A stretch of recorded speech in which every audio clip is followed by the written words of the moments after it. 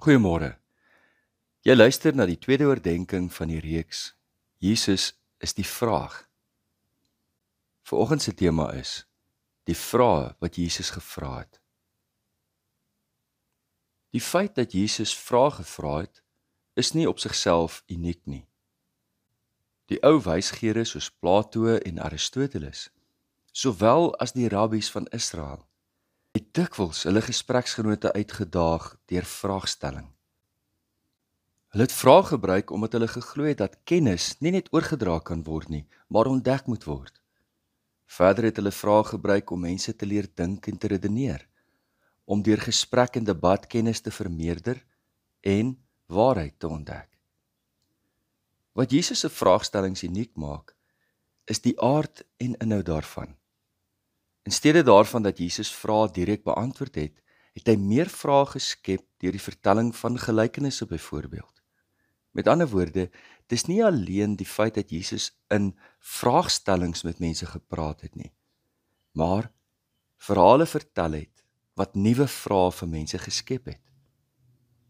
Wat verder kenmerkend was van Jesus se vraagstellings, is dat dit dieper gestrek het as wetlike of tradisiegerigte kwessies of selfs moraliteit. Anders as die filosowe het Jesus nie gepraat oor verskillende regeerstyle in hierdie wêreld, en wat die beste praktyke vir die stad is en dies meer nie. Jesus se vrae het gehandel oor God se almag, God se koninkryk, en die mate waarin ons geloof het om in te gaan in hierdie koninkryk van God. Die mees unieke kwaliteit van Jesus, wat hom onderskei van alle ander vraagstellers van die antieke tyd, was die autoriteit waarmee hy die vraag gevra het. Jesus was nie 'n rabbi tussen rabbies, leermeester onder leermeesters nie, maar 'n vraagsteller met die gesag van God agter hom. Met die helder autoriteit dat hy die priesters, skrifgeleerdes, fariseërs en selfs die gesag van die tempel uitgedaag het. Dit was nie alleen sy boodskap wat redding bring nie, maar hy het redding op sy eie persoon betrek.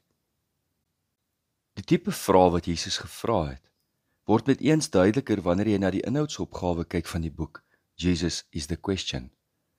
Want die vraag waaroor ons in hierdie reeks gaan praat, gaan oor Jesus se vraag aangaande ons diepste begeertes of ons hartsverlange, barmhartigheid, ons identiteit, geloof en twyfel, bekommernisse van die lewe, hoe ver liefde en vergifnis strek. Is daar grense daaraan? Genesing, hoe ons 'n oorvloedige lewe verstaan, Jesus se eie identiteit, die plek van die kruis in ons lewens, en die opstanding van Jesus Christus. Dit vra hoe ons eie roeping en doel op hierdie aarde verstaan. Ons het die ongelooflike voorreg om die woorde en die dade van Jesus as ware voor oë te hou en met ons eie ore te kan hoor, omdat in die 4 evangelies Jesus se leer en lewe opgeteken staan.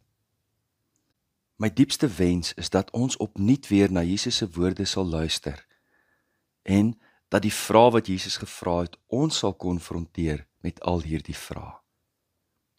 Ek wil vanmôre 'n persoonlike gedagte met julle deel. Een van die belangrikste en die interessantste vakke in die teologie is sistematiese teologie. Dit is die vakgebied wat op 'n sistematiese wyse die belangrikste nuances van ons geloof ondersoek en dit verwoord. Dis 'n merkwaardige vakgebied. Vanaf die vroegste kerk tot nou toe, poog mense om samevattend weer te gee waarin ons glo.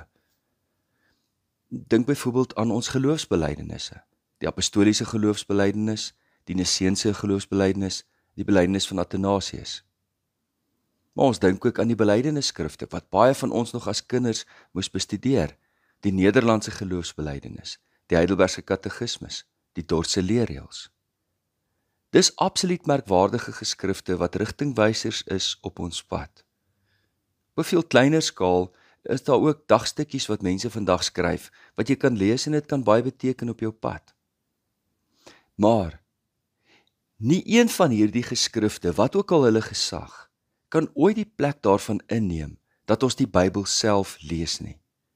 Waar sistematiese teologie 'n poging is om verwarrende begrippe te verklaar en te verduidelik in verstaanbare taal, is die tekste van die Bybel, wat bestaan uit verhale, gedigte, gesegdes en profesieë, dikwels ontstellend, soms vertroostend, maar nooit laat dit ons toe om alles netjies te verpak nie. Ek het onlangs gepraat oor die tema van wedergeboorte, soos dit in die volksmond bekend staan. Ja, daar's 'n hele teologie daaruit ontwikkel en jy sal baie mense daaroor hoor praat. Maar lees weer Johannes 3, binne die konteks van die hoofstukke wat dit voorafgaan en wat daarop volg. En jy sal opnuut verwonderd gelaat word deur die meevoerende aard van Jesus se woorde. Dit kom altyd weer nuut na ons toe. Dit word nooit oud nie. Dit gaan lê nie en dit kom tot rus nie, as ek dit so kan stel. Dit laat jou ook nooit toe om met netjies omsoomde teologiese kategorieë te werk nie. En dis 'n goeie ding. Ek het deur die jare een gesegde ontwikkel wat lui: as Jesus my nie meer ontstel nie, het ek werklik lanklaas na sy woorde geluister. Ja, Jesus vertroos ons beslis in ons hartseer en leed. Maar Jesus laat ons nooit waar ons is nie, voorwaarts, altyd voorwaarts, sodat ons deur die Gees van God al meer verander word na die beeld van Christus. En dit is geen geringe roeping nie. Dis vervul met belofte en hoop vir môre. Jesus het vrae gevra wat ons ontstel, nie om ons onseker te maak oor ons kunskap van God, die almag van God en die werklikheid van God se koninkryk in hierdie wêreld nie, maar om ons bewus te maak van ons eie sonde, ons tekort aan liefde, die wanpersepsies wat ons het oor hoe ons in kategorieë dink oor mense, wie's welkom by God en wie nie. Dit breek ons hoogmoed, ons selfversekering in plaas van geloofsversekering. Dit laat ons nooit toe om uit hande vol verdienste voor God te kom nie, maar om te besef, so lief het God die wêreld gehad, dat hy sy unieke seun gegee het, sodat elkeen wat in hom glo nie verlore sal gaan nie, maar die ewige lewe sal hê.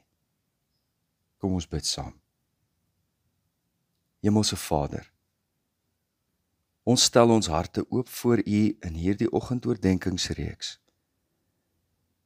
dat die vrae wat Jesus gevra het, ons opnuut ontstel waar ons ontsteld moet wees, sodat ons redding en verlossing en rus van U alleen sal ontvang.